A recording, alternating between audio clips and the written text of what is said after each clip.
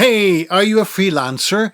Then I think it's time to talk about rates again, because your rate is not just a number. It's a statement about your level of professionalism. Your rate is also a gatekeeper, and I will explain to you what that means. It is a known fact among freelancers that clients who nickel and dime you all the way are usually the biggest pain in the behind. They pay you less than you deserve and demand more than you should be willing to give. I can tell you now that you will end up resenting these clients and hate their project more than you ever thought possible. You'll feel taken advantage of in a way no money can ever compensate you for. But you know what? You can't blame it on the client. You can't blame it on them that you freely accepted the job and the pay that was offered. No one forced you to say yes, did they?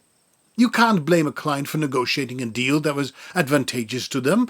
The only way to turn a nice profit is to keep costs down. Buy at a low rate, sell at a high price.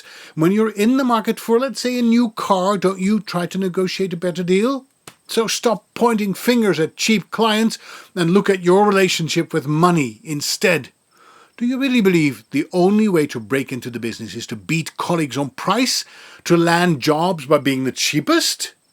In that case, you must be not very secure about your talent. Just realize that there is an invisible link between perceived quality and price. What's cheap can't be good. What's good is usually not cheap. Am I right?